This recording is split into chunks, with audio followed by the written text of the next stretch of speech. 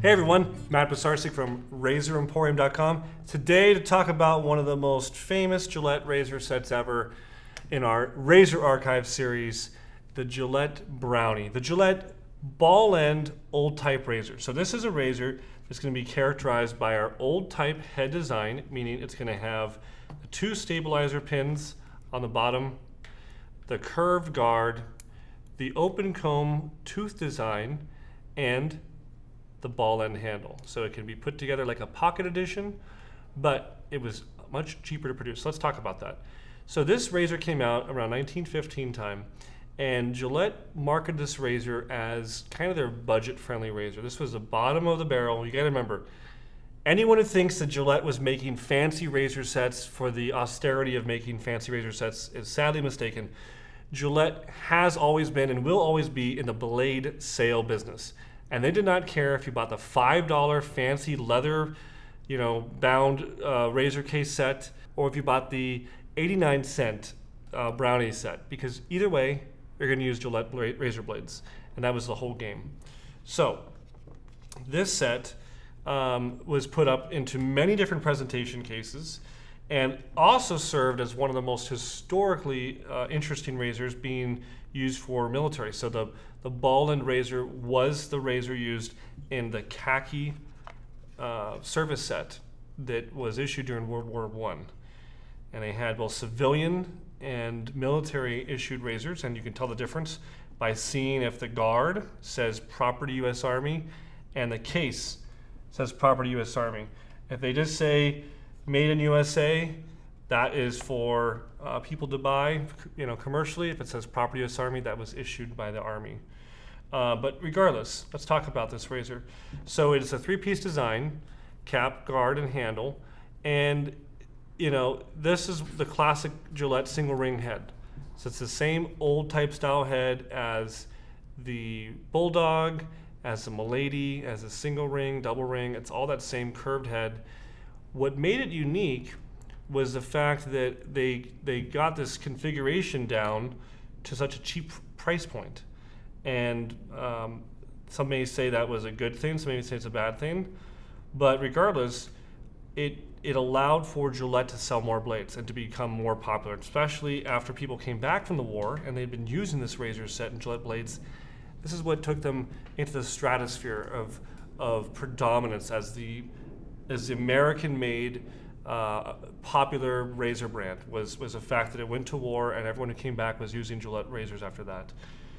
Now, this razor set does have some flaws. Quite often you're going to see that the teeth can get bent or broken off completely. You can see that there's almost always going to be a split somewhere in the handle, either down here by the ball or up here by the neck. And that has to do with the fact that it's a hollow brass tube that Gillette press fit the ball and the neck into this handle, and even mine has a crack right here. So it's almost unheard of to find a non-cracked ball end razor. It's a flaw of that manufacturing process. Later on, they went to a solid handle, as you know. But this razor was also put in combination with Wrigley's chewing gum, Palmolive soap, as promotional things. Because it was so cheap, it was the bottom razor. They were just trying to get it out the door. They were trying to get people interested in Gillette blades. Again, sold anywhere from $1.20, I think, to at the beginning towards 1915 as a Brownie. It lasted all the way until early 1930s, like 1930, 1931. Throughout the new improved and even the new era, they were still rocking this. Now, the early versions will be denoted by the thinner cap. You'll see up here, this top cap is super thin. I think, yep, I have over here a thicker cap, and that is going to be later in the 30s. They had this thicker cap. The other big difference you're going to notice is that these early ones are going to have a serial number on their guard right here. You'll see a 6-digit serial code along with a letter, and you can use our GilletteDatecodes.com to figure out what that is. The dated ones are almost always going to be 1915 through 21. They stopped serial numbering in the 20s because it was just their budget razor, and so these ones are going to have no serial code. So keep that in mind. Thick cap, is going to be 20s and 30s, thin cap, the teens. But whatever one you pick up, these are a really kind of classic Gillette shave, meaning it's going to be on more the aggressive side if you like that, the open comb design, and it's going to really curve that blade nicely with the guard being, you know, so pitched like it is. In today's dollars, you know, these inexpensive, you know, 89-cent sets would be like between $10 and $12 in today's dollars. So still very affordable. If you found a double-edged razor today for $10, you'd probably be pretty happy about that. So very affordable. On the collectible scale, some of the sets like this, you know, the Khaki set, that have a really nice presentation case, and, you know, the original thumbtacks, original mirror, original blade holder. This is, of course, on the upper end of the scale. But I would even say that in general, the ball end old type razor is kind of on the lower end of the scale, being 1, you can find it at a thrift store, and 5, it belongs in a museum. I would say it's somewhere maybe in between 1 and 3, and that variation is strictly going to come down to the case that it's put up in.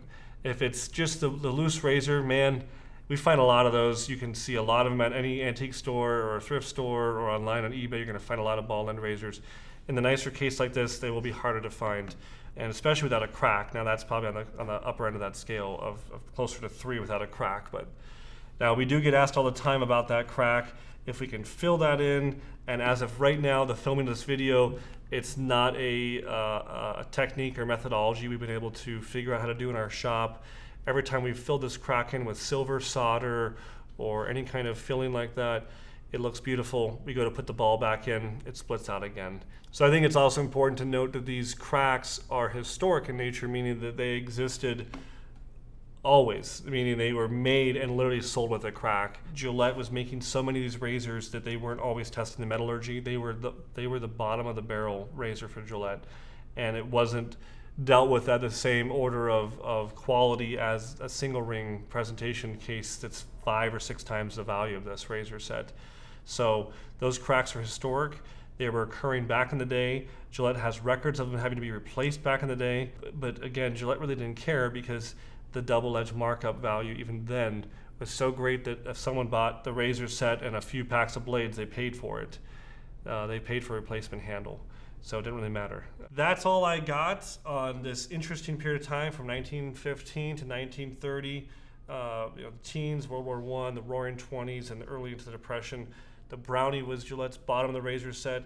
It certainly made them famous, made them very, very ubiquitous, where you could find blades in every store because people were using this razor set. So if you haven't had a chance, check one out. We have them all the time on Razor Emporium. If we can answer any of the questions, please let us know in the comments below. Like, subscribe, comment, and push that bell notification so you know every time we put out a new video. We want to make sure you're up to date with all things vintage shaving here at RazorEmporium.com.